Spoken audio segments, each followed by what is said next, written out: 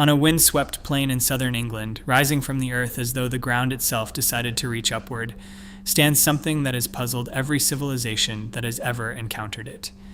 Massive stones, some weighing more than 40 tons, raised with impossible precision by people who had no metal tools, no written plans, no machinery of any kind. A structure so old it predates the Great Pyramids, and so deliberately aligned that its axis tracks the midsummer sunrise with an accuracy that still unsettles modern engineers. For centuries, the question of who actually built Stonehenge invited every kind of answer imaginable. Gods, druids, giants, lost civilizations, anything, it seemed, except the most obvious possibility. Then ancient DNA entered the picture, and what it revealed about the real people behind those stones, where they came from, what they were capable of, and where their story ultimately went, turned out to be more extraordinary than any myth ever managed. Stand on Salisbury Plain on a clear morning and look at what rises in front of you. Not ruins, exactly. Not rubble. Something that still reads, even after 4,500 years, as intentional, as designed, as finished.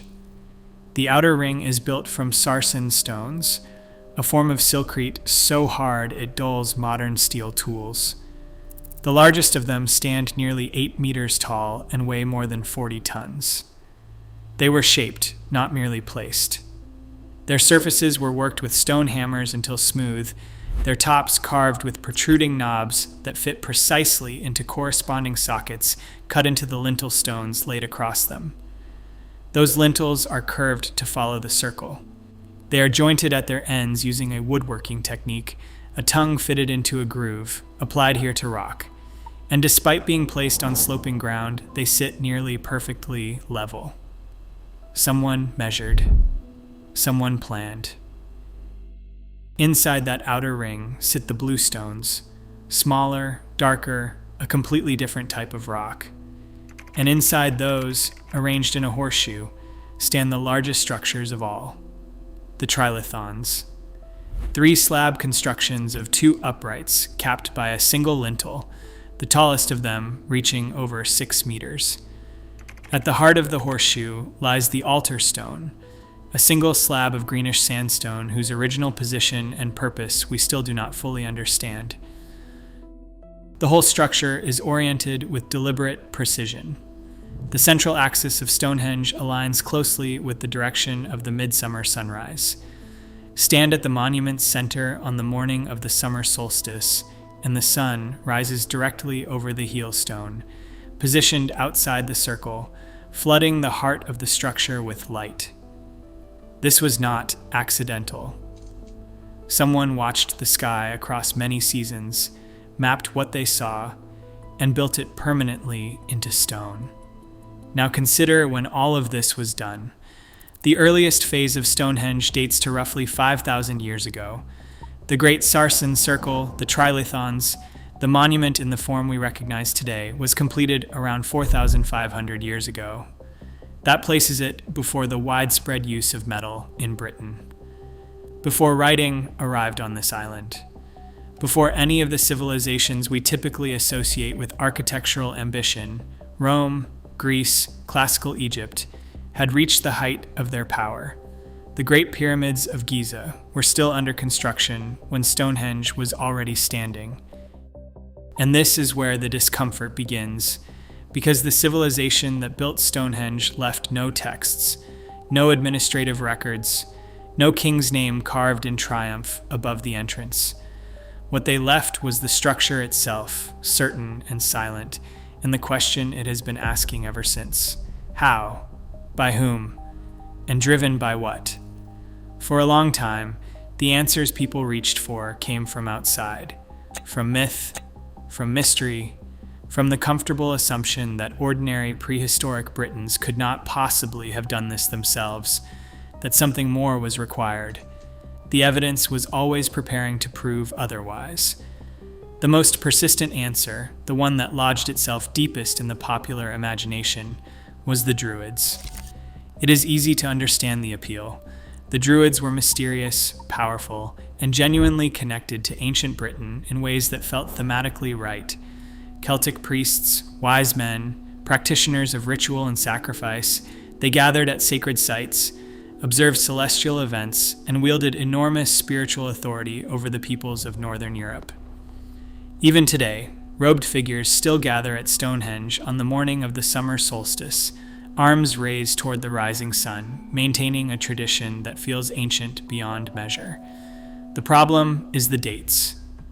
The Druids emerged as a recognizable priestly class among Celtic peoples roughly 2,000 years ago.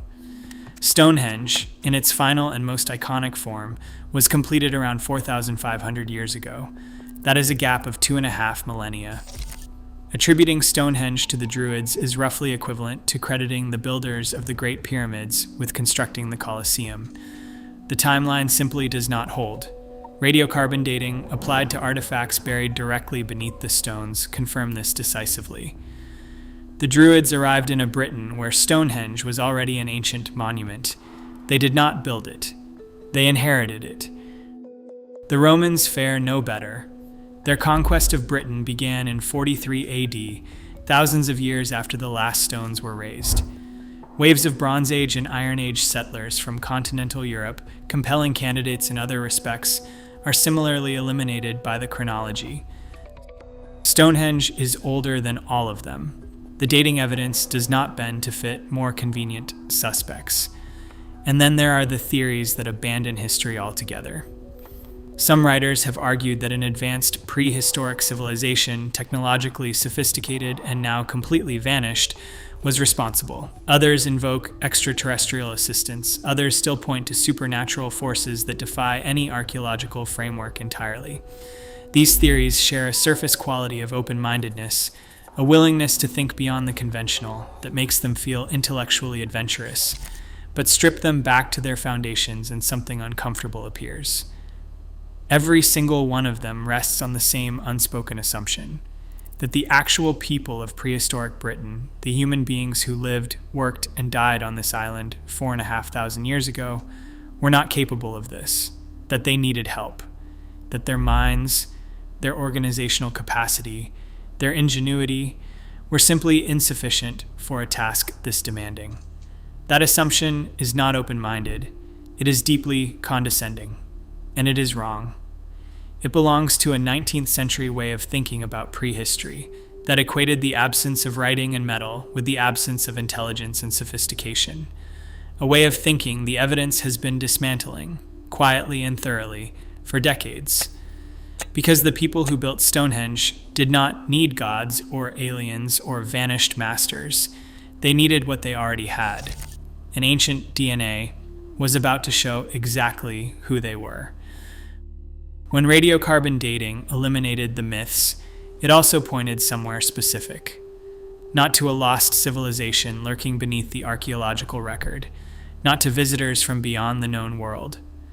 To late Neolithic and early Bronze Age Britons, ordinary, identifiable, traceable people who lived on this island roughly 4,500 years ago, at the precise moment the Great Sarsen Circle was being raised. The artifacts they left behind began filling in the picture immediately. Around the site and across the broader Stonehenge landscape, archaeologists found the tools of serious, sustained labor. Antler picks used to quarry and shape stone.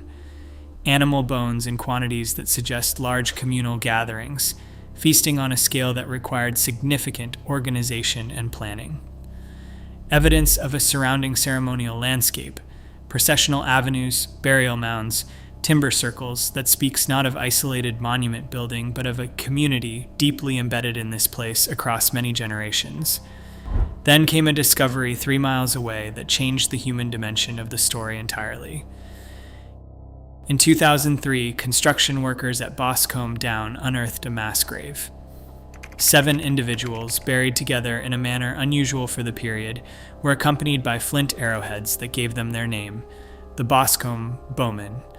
Their bones were studied carefully, and when conventional analysis had gone as far as it could, a newer technique was applied: isotope analysis of tooth enamel.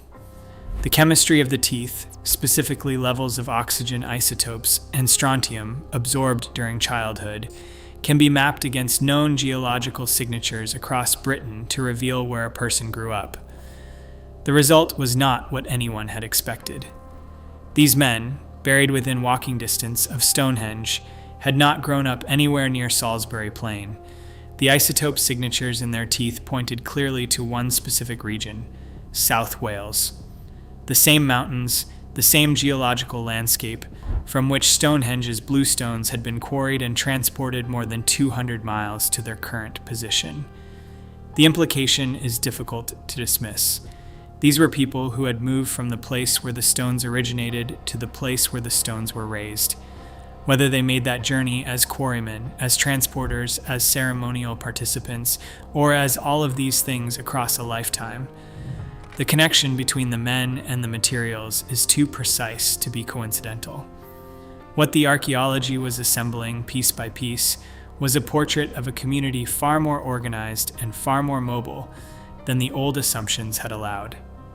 Engineering estimates for Stonehenge suggest a peak workforce of around 300 people and a total investment somewhere between 1.5 and 3 million labor hours. That is an enormous commitment, but it is not a supernatural one. It is the kind of commitment that a motivated, socially complex, generationally dedicated community is entirely capable of sustaining. Archaeology had established who these people were in practical terms. What it could not yet fully answer was who they were in the deepest sense, where they had ultimately come from, and where their story, after Stonehenge, went next. That required something archaeology alone could not provide. For most of human history, the dead kept their secrets absolutely. Whatever story a person carried in their biology, where their ancestors had walked, how far their lineage had traveled, disappeared with them into the earth and stayed there. Then, in the last 2 decades, ancient DNA changed that completely. Scientists learned to extract and sequence genetic material from bones thousands of years old, and suddenly the past began to speak in a language no myth, no legend, and no fringe theory had ever anticipated. What that language said about the builders of Stonehenge was extraordinary. The genetic analysis of human remains from Neolithic Britain revealed something that reframed the entire story. The people who built Stonehenge were not the descendants of Britain's original inhabitants. The hunter-gatherers who had lived on this island since the end of the last ice age, who had occupied these landscapes for thousands of years before the first stone was ever raised, were almost entirely gone, replaced. Not through conquest in any dramatic military sense, but through one of the most sweeping demographic transformations in European prehistory. Beginning around 6,000 years ago, a wave of early farmers began moving westward out of continental Europe, spreading agriculture, new ways of organizing communities, and their own genetic signature across the continent. These people carried Anatolian farmer ancestry, a lineage that traced back to the populations of what is now southern Turkey and the broader Near East, where the agricultural revolution had first taken hold thousands of years earlier. As they moved, they did not merely influence the existing populations of Europe. In Britain, they replaced them. Genetic studies show that within a relatively short period, the incoming Neolithic farmer population accounted for the overwhelming majority of the ancestry on the island. The hunter-gatherers who had come before left almost no trace in the DNA of the people who built Stonehenge. This is the genetic reality behind those stones. The builders were the inheritors of a farming tradition that had been spreading, adapting, and accumulating social complexity for millennia before it reached Britain. They arrived not as isolated wanderers, but as part of a vast, slow-moving cultural and demographic tide that had already transformed continental Europe. By the time their descendants were organizing the labor to raise 40-ton sarsen stones on Salisbury Plain, this lineage had been building communities, coordinating agricultural systems, and sustaining generational projects for thousands of years. The DNA also closes the door permanently on every theory that required hidden founders. There is no anomalous genetic signal in the Neolithic British population. No ghost lineage, no inexplicable ancestry that points to a vanished civilization seeding knowledge from the shadows. The builders of Stonehenge are exactly who the evidence always suggested they were. a specific, traceable human population with deep and identifiable roots, doing something that their accumulated social and cultural sophistication had been quietly preparing them to do for generations.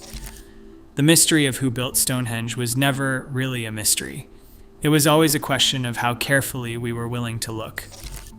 There is a particular failure of imagination buried inside every theory that required outside help to explain Stonehenge. It presents itself as wonder. It speaks in the language of awe and open-mindedness. But underneath, the message is always the same. These people could not have done this. They were too primitive, too disorganized, too cognitively limited to have conceived and executed something of this scale. They needed assistance from somewhere beyond themselves. The evidence disagrees, loudly and completely. Begin with what the DNA confirmed about these people at the most fundamental level.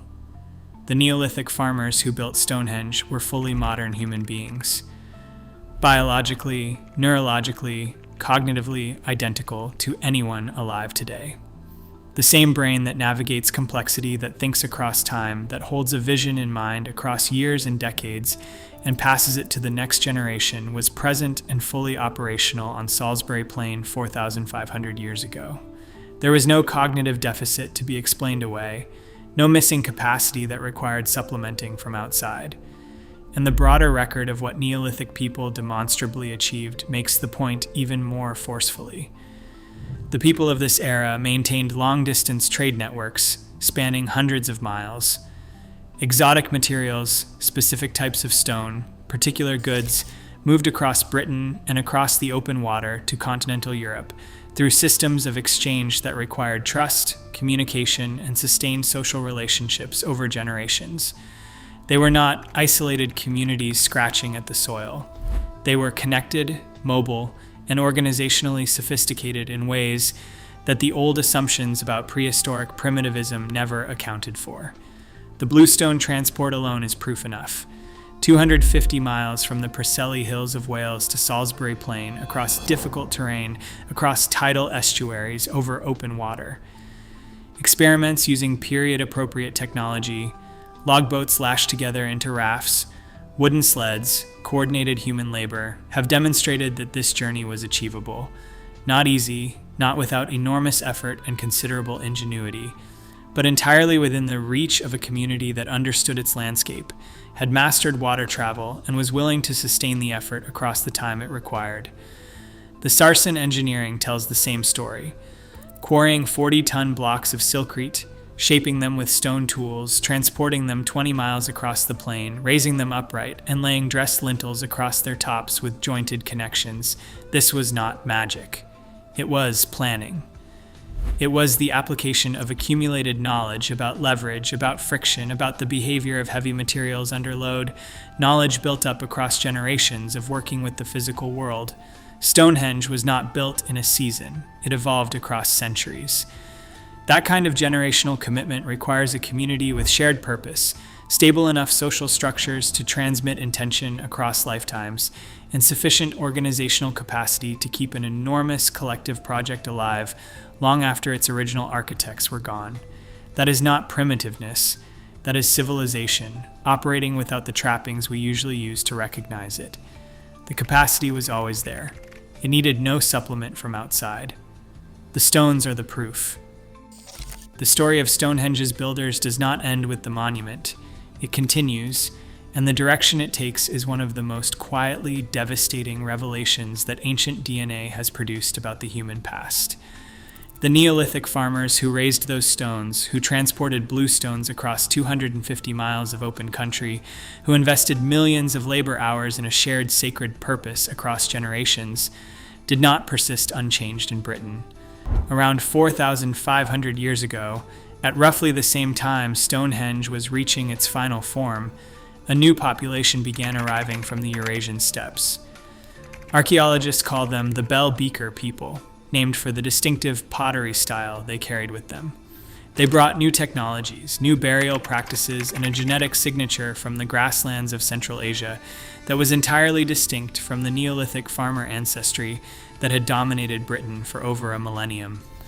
What happened next was another demographic transformation as sweeping as the one that had brought the Stonehenge builders to Britain in the first place. Within a few centuries, the bell beaker migration had replaced the vast majority of the Neolithic farmer population in Britain. Genetic studies suggest that in some regions, the replacement was almost total.